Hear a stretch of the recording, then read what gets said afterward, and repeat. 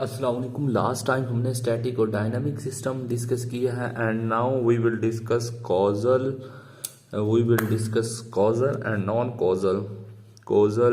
Non causal system.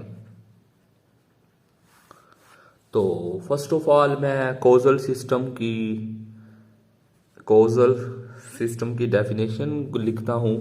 इसकी definition ये है, output of system is independent of future values of input। यानी कि इसका मतलब ये है कि अगर आपका ये एक सिस्टम है, ये आपकी इनपुट, ये आपकी आउटपुट है, तो जो आपकी आउटपुट होगी उसके अंदर पास्ट वैल्यू ऑफ इनपुट भी हो सकती है, past value of input plus future आपकी प्रेजेंट वैल्यू ऑफ इनपुट भी हो सकती है, प्रेजेंट वैल्यू ऑफ इनपुट, और ये अलग अलग भी हो सकते हैं। लेकिन इसके अंदर आपके पास फ्यूचर वैल्यू ऑफ इनपुट कभी भी नहीं होगी। इसकी स्ट्रेट फॉरवर्ड डेफिनेशन ये है। तो इसके अगर मैं बरअक्स अगर आपके साथ बात करता हूं तो आपके पास नॉन कॉजल आता है। तो इसके अंदर ये होता है, output of system also depends on future value of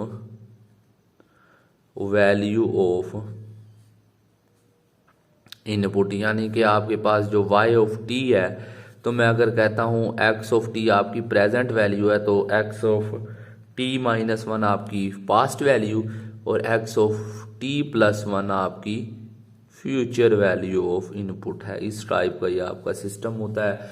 तो ये आपकी अकेली भी हो सकती है, ये आपकी इनका साथ भी हो सकती है। तो मेरा जो मेन पॉइंट है कि इसके अंदर आपकी x of t plus one होना ज़रूरी है अगर आपका नॉन कोजल है। अगर इसके अंदर ये नहीं होगा तो ये आपका कोजल बन जाएगा। एक होता है एंटी कोजल। तो एंटी कोजल ये होता है which only depends on future value of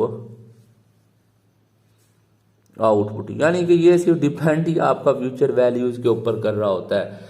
causal आपका इंडिपेंडेंट होता है, यानी कि डिपेंड ही नहीं करता। एंटी कोजल के अंदर पास्ट वैल्यू भी हो सकती है, प्रेजेंट वैल्यू भी हो सकती है और आपकी फ्यूचर वैल्यू भी होनी चाहिए। और एंटी कोजल सिर्फ आपका फ्यूचर वैल्यू पे आता है। हमारा जो मेन पॉइंट है वो कोजल और नॉन कोजल है। एंटी कोजल को हम साइड पे रखते हैं। अगर ये ऐसा सीन हुआ भी तब भी हम नॉन कोजल को ही अपना ऑप्शन सिलेक्ट करेंगे कि यही आपका करेक्ट ऑप्शन है। तो अब मैं इसकी एक पहले एग्जांपल करता हूँ, फिर हम इसके केसेस की तरफ जाएंगे कि हम इसका क्या कहते हैं कि हमारे केसेस क्या हैं। तो अब मैं आपके पास एक सिस्टम लेता हूँ एग्जांपल के तौर पे। आपके पास एक सिस्टम है जिसकी इनपुट है x ऑफ t और आपकी आउटपुट है y ऑफ t, और y ऑफ t जो है आपका बराबर है x ऑफ t के।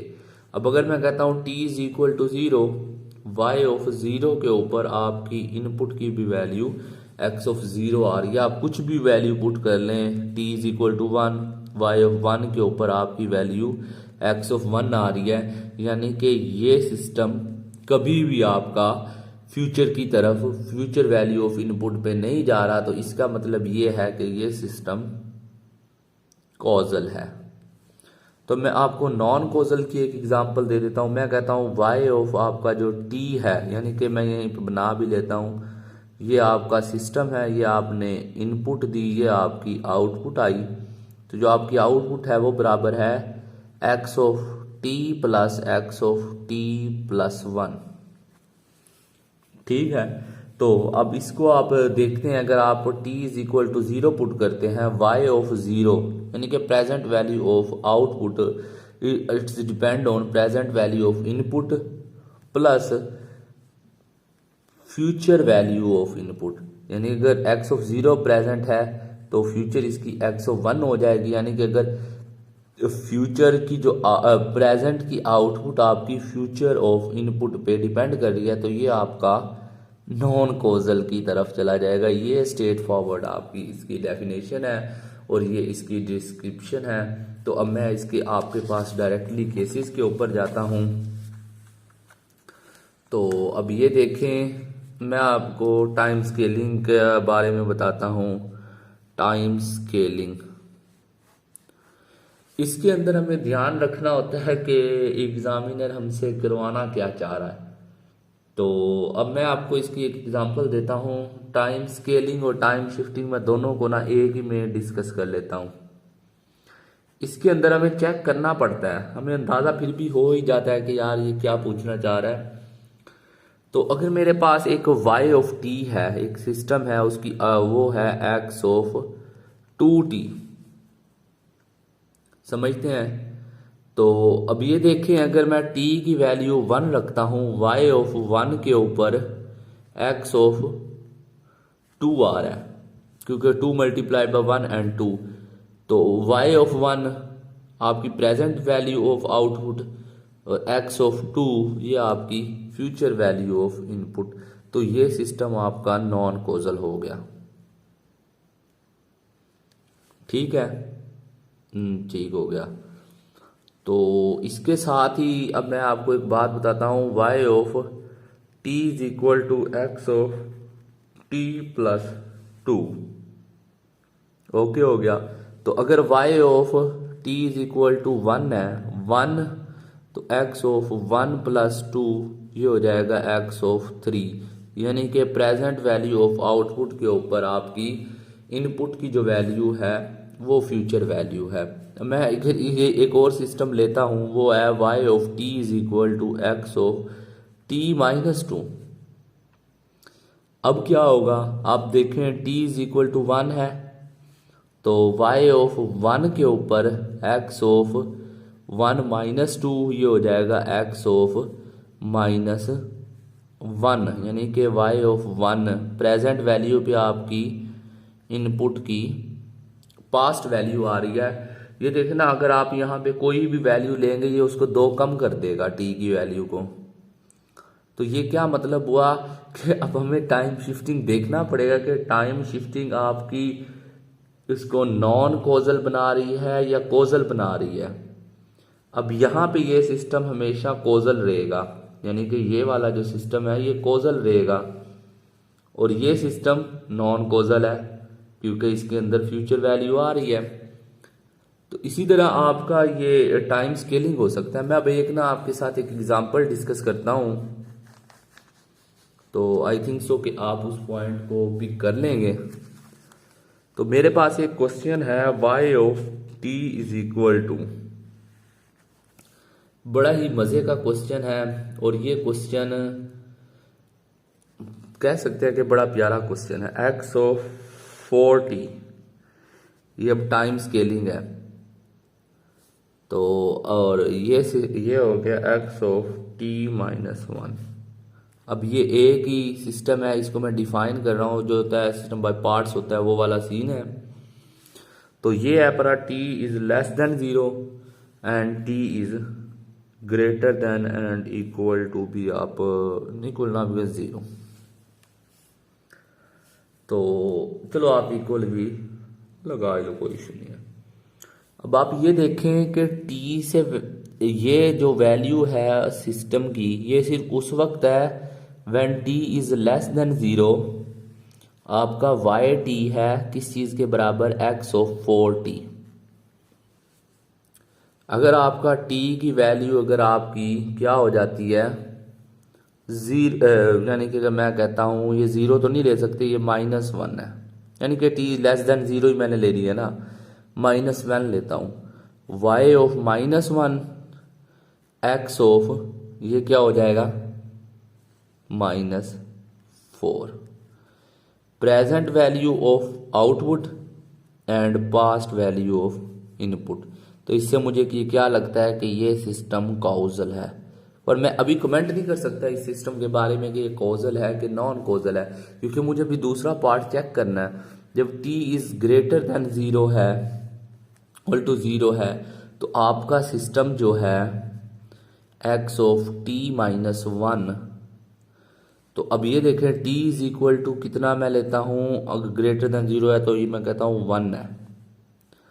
y of one is equal to x into one minus one and it will be equal to one x of zero. Present value of future, और ये क्या है, पास्ट वैल्यू ऑफ इनपुट। तो इसके अंदर भी future, present value of ये output है और ये पास्ट वैल्यू ऑफ इनपुट है। तो मैंने पहले भी एक केस डिस्कस किया था जहाँ पे माइनस से हो रही होती है ना शिफ्टिंग, तो इसका मतलब ये होता है कि वो इसकी वैल्यू को थोड़ी कम करेगी। तो यहाँ से भी मुझे क्या लगता है कि ये सिस्टम कॉजल है। तो अब मैं कमेंट कर सकता हूँ कि ये एक प्योर कॉजल सिस्टम है।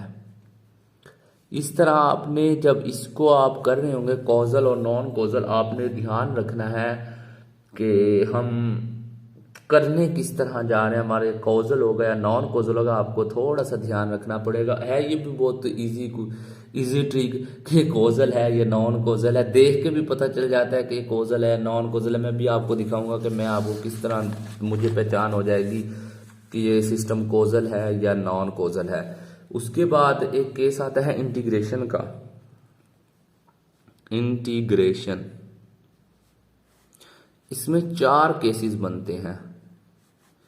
इसमें भी देखना होता है कि हमारा ये सिस्टम कॉजल बनेगा या नॉन कॉजल बनेगा। अभी मैं आपके साथ डिस्कस करता हूँ।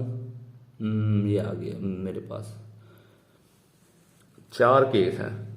y of t is equal to minus infinity से t x of tau d tau, ये फर्स्ट केस।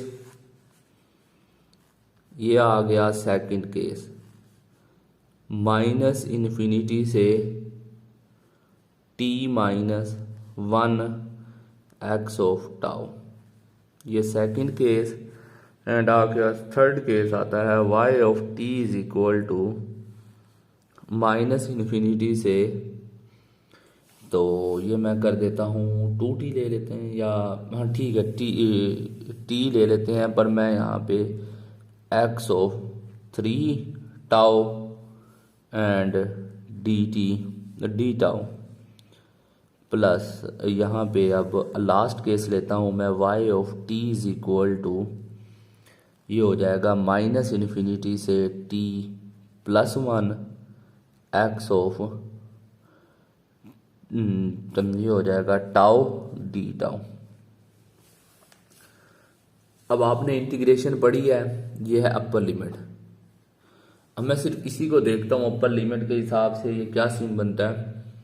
जब मैं यहाँ पे अपर लिमिट पुट करूँगा इंटीग्रेशन के बाद, तो ये क्या बन जाएगा, x ऑफ t, ऐसे ही है। मैं लेट से कहता हूँ कि y of t is equal to x of t, ये जब अपर लिमिट पुट करूँगा।